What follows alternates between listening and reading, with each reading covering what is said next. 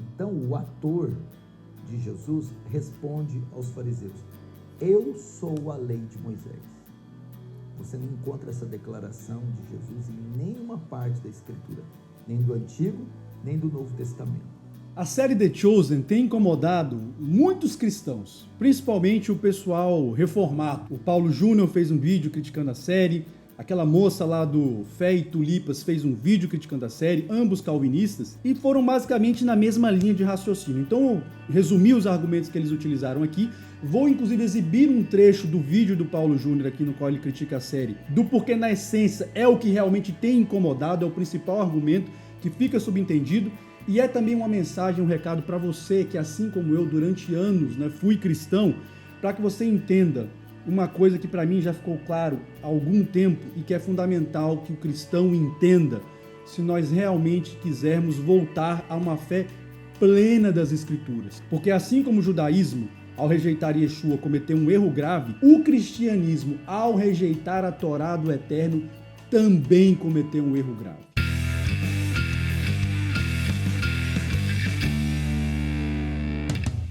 Senhoras e senhores, sejam muito bem-vindos a esse canal, espero que os senhores estejam muito bem.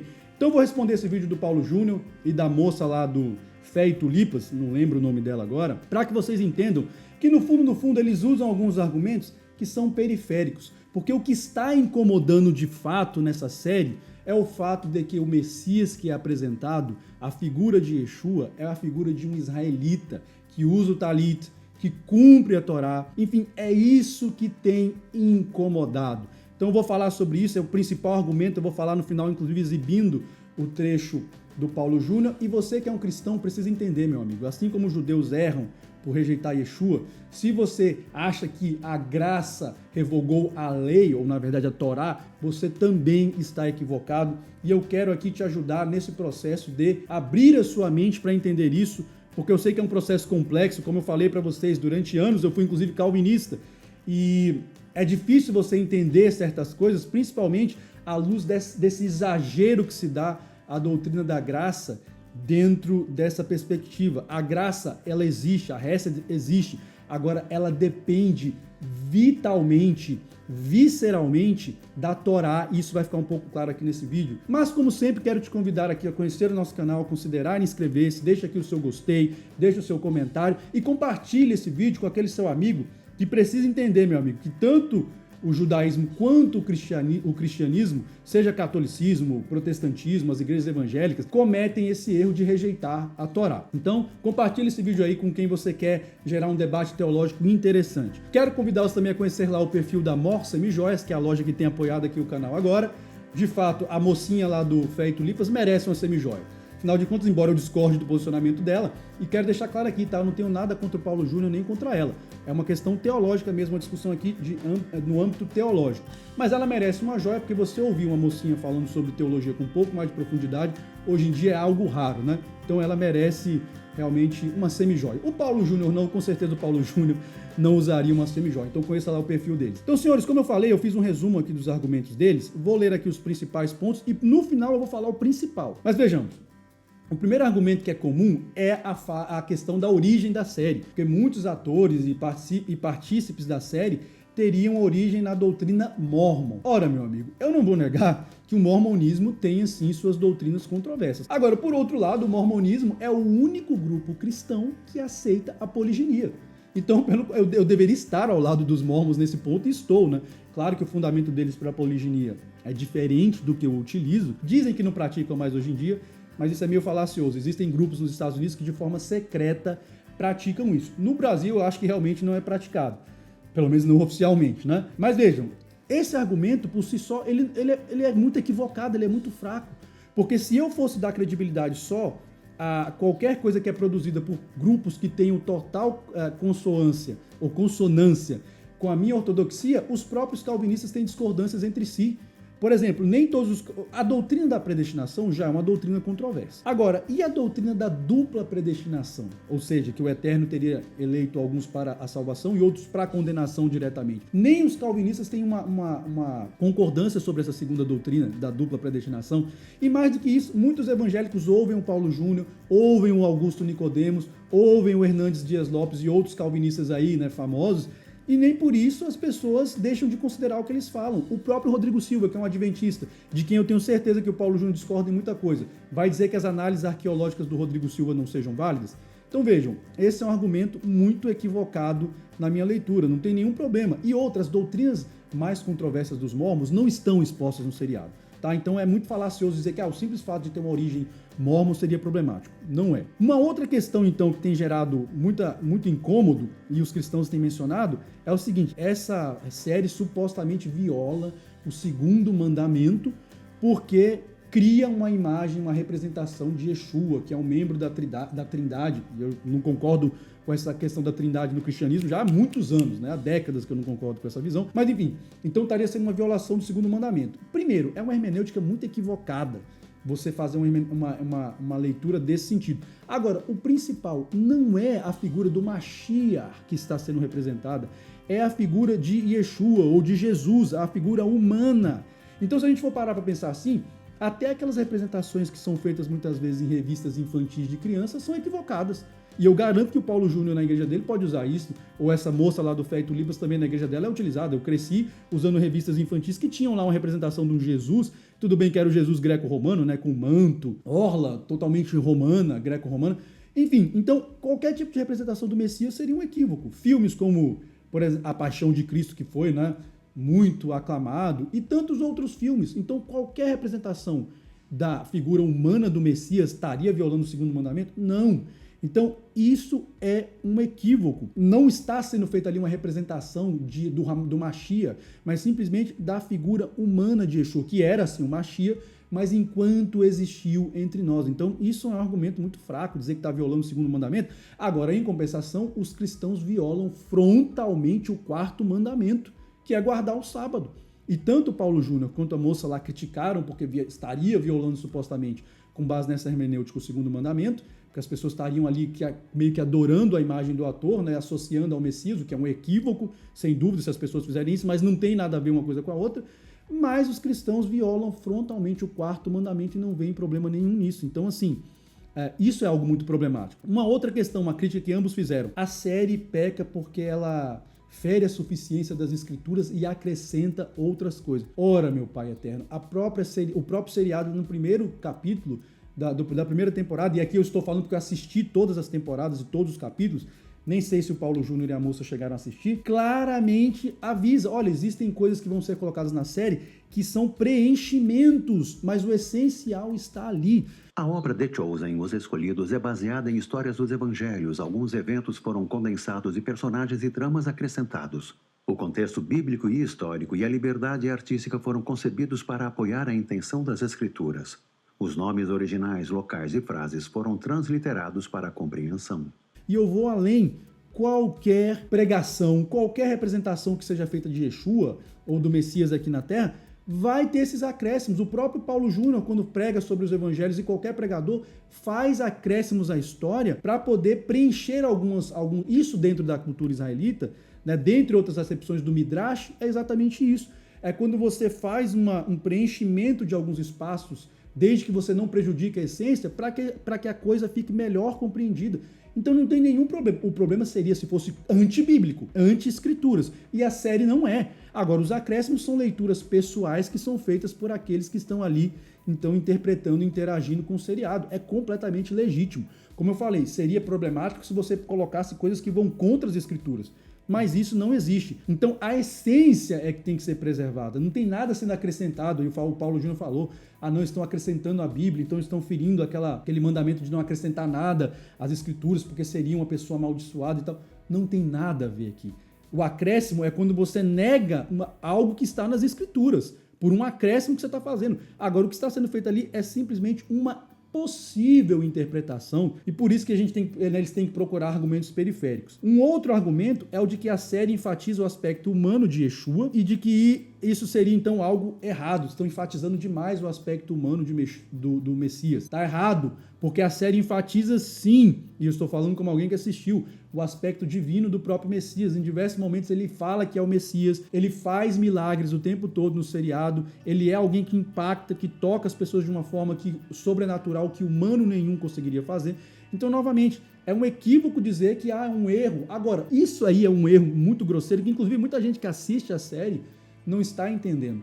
O objetivo da série, meu filho, o foco são os discípulos, e não o Messias. Talvez o título em inglês esteja confundindo algumas pessoas, porque o título em inglês é The Chosen, né? E aí alguém pode entender, o escolhido. Não, são os escolhidos. O foco da série são os discípulos. E mais do que isso, eu diria que essa representação mais humana do Messias, sem negar o seu aspecto divino, primeiro, é uma possível interpretação, como eu falei, da figura de Yeshua, que sempre foi controvertida na história da teologia bíblica, seja pelo cristianismo, seja pelo próprio judaísmo, seja pelo messianismo, sempre teve essa controvérsia. E segundo, é uma forma de fazer com que as pessoas se identifiquem mais com a figura humana do Messias, em contraposição, por exemplo, com a figura do Pantocrator grego, aquela divindade, então, que cria um Jesus cósmico com um poder tal que é difícil até você enxergar alguma humanidade naquele ser, né?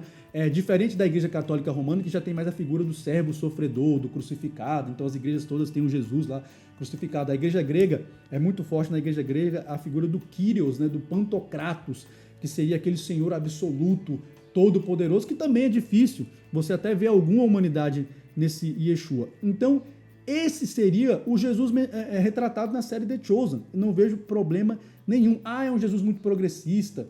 É um Jesus muito socialista e lacrador. Primeiro, que em poucos momentos você percebe, de fato, você percebe uma leitura que eles fazem do Evangelho mais voltada para um aspecto social, mais voltado para um aspecto de inclusão das mulheres. Por exemplo, Maria Madalena, né, ali em alguns momentos, tendo algum tipo de protagonismo, mas não é nada exagerado. É uma possível interpretação, sim, do Evangelho. Talvez eu não concorde muito com que essas pessoas que fazem essa leitura, né, do Evangelho mais social fazem, mas é uma possível leitura, gente. O que a gente tem que entender é que, muitas vezes, no afã de combater o progressismo e essas ideologias mais progressistas e pós-modernas, a gente acaba criando um Jesus conservador, um Jesus liberal. Meu amigo, eu tenho até um vídeo aqui no canal que eu falo sobre isso. O Messias está acima de todas essas discussões político-partidárias. Então, assim, eu não vejo nem um pouco de exagero na série nesse ponto. Ela não é uma série lacradora, nem de longe. Meu amigo, o simples fato de estar falando da vida de Yeshua já não poderia ser uma série lacradora, né? Então isso é muito óbvio. Não vejo nenhum problema nisso. A essência do Evangelho está sendo ali retratada sim, embora o aspecto humano do Messias esteja sendo mais enfatizado em alguns pontos, óbvio, porque o foco da série é exatamente a interação humana do Messias com os seus discípulos. E por fim, um argumento, antes do último argumento, que é o principal, que eu acho que é o que mais tem incomodado e é o apelo final que eu quero fazer, inclusive, a você que é um cristão, mas um outro argumento ainda que foi mencionado é o seguinte: a série não serve para evangelização, porque estaria exatamente retratando um Yeshua muito problemático. Novamente aqui um equívoco. Como eu falei, a essência da mensagem do Messias está preservada sim ali no seriado. As principais passagens onde você tem o maior contato com aquilo que é o objetivo da mensagem do Messias. Então ela serve sim para que mais pessoas sejam alcançadas. Aliás, milhares de pessoas têm sido alcançadas por esse seriado, exatamente porque retrata um aspecto do Messias que muitas vezes é negligenciado. Então eu não vejo problema nenhum. E aqueles que forem eleitos, sem dúvida alguma, retornarão à casa do Pai, enfim, farão um processo de techuvá, né, legítimo e profundo, e conhecerão de fato a mensagem do Evangelho na sua profundidade e a mensagem da Torá na sua profundidade. E aqueles que de fato estão mais atraídos pela figura do Messias, romantizada talvez, né, na cabeça delas ou pelo ator, isso não vai fazer diferença nenhuma. Agora, é algo que definitivamente acrescenta e tem de fato aproximado muitas pessoas da mensagem do Evangelho. Isso eu não tenho absolutamente nenhuma dúvida. Pode ser que se decepcionem com outros aspectos que venham a descobrir dele, mas de fato, quem for eleito, quem for um predestinado, vai sim ter contato com essa mensagem do Messias. Agora eu quero falar do que é que realmente tem incomodado e que é o principal argumento. E para tanto, eu vou inclusive assistir um trecho aqui agora com vocês do vídeo do Paulo Júnior, no qual ele fala sobre isso, e vou fazer alguns breves comentários para que nós encerremos esse vídeo aqui. A série The Chosen, também, para você entender, na sua terceira temporada, muitas falas do personagem de Jesus não vêm da Bíblia Sagrada, vêm do livro dos Mormons. Por exemplo, em uma cena, um fariseu se aproxima do ator que representa Jesus e exige que ele renuncie às suas palavras. Então, o ator de Jesus responde aos fariseus: eu sou a lei de Moisés. Você não encontra essa declaração de Jesus em nenhuma parte da Escritura, nem do Antigo, nem do Novo Testamento. Beleza. E aqui eu quero então fazer essa última reflexão, porque de fato é isso que está incomodando muitos cristãos e não me surpreende que incomode os reformados, principalmente da linha calvinista. E por que eu digo isso? Porque é uma linha que dá uma ênfase exageradamente equivocada à graça, a Hesed, que vem então, que está presente no Evangelho.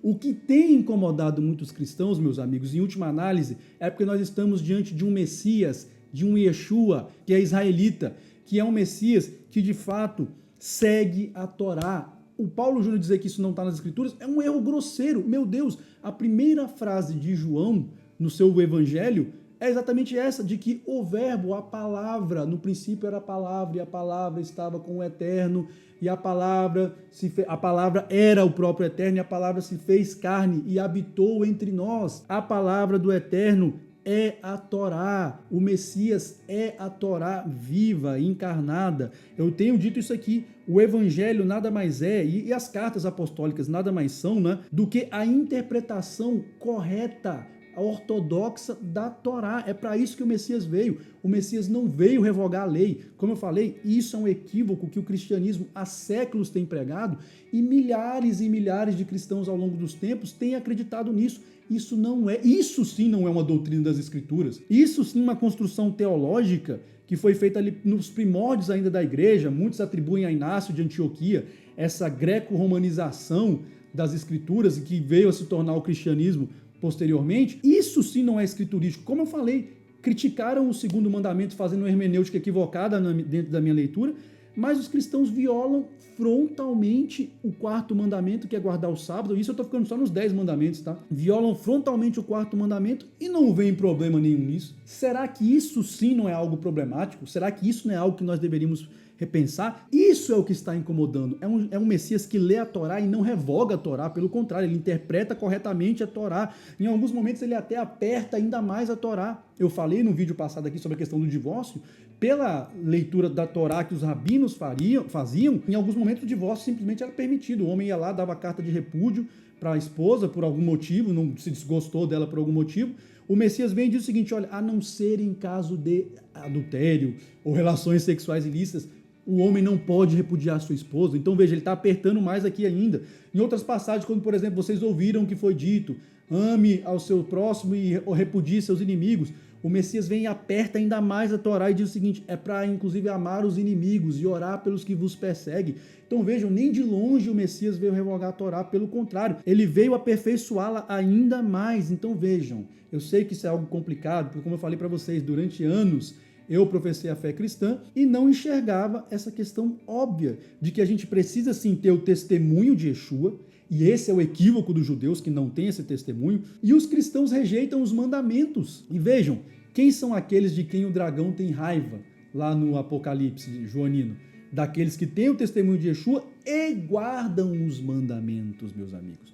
Ou seja, nós temos que fazer as duas coisas, ter o testemunho de Yeshua, ou seja, do Evangelho, da graça, e ao mesmo tempo guardarmos os mandamentos. Como eu falei, essa leitura cristã de que o cristianismo revogou, ou de que o Messias teria revogado a lei, é uma leitura equivocada. E no fundo, é isso que incomoda os cristãos, principalmente os reformados. Como eu falei, dão uma ênfase exagerada à graça e se esquecem que não existe uma graça sem a Torá unida uma coisa a outra, e é sobre isso que Paulo fala na carta dele aos Romanos, na carta dele aos Gálatas. E aí os cristãos interpretam que Paulo estava falando sobre a revogação da lei. Paulo não estava falando sobre isso, mas enfim, isso aí seria objeto para outros vídeos no futuro. De qualquer modo, senhores, então eu ainda tentei resumir aqui os argumentos principais que eles utilizaram. Não vejo problema nenhum no seriado, pelo contrário, é um seriado muito bom, diversos momentos impactantes. Penso que é um Messias que, como eu falei, é muito fiel a algumas questões ali da Torá, da cultura israelita, e por isso tem incomodado tanto. E você que, como eu falei, é um cristão, ou que seja um judeu, repensem esse pensamento. Yeshua é o Mashiach. E ao mesmo tempo, Yeshua é sim a Torá do Eterno encarnada, tornada, enfim, de fato habitou entre nós. Tá bom? Então eu sei que são assuntos controversos, não vou mais me estender aqui, porque cada ponto que eu coloquei aqui talvez daria um vídeo inteiro, mas como eu sempre digo aqui nesse canal, né, o movimento de uma única peça pode definir um jogo inteiro. Até a próxima e que o Eterno nos dê sabedoria.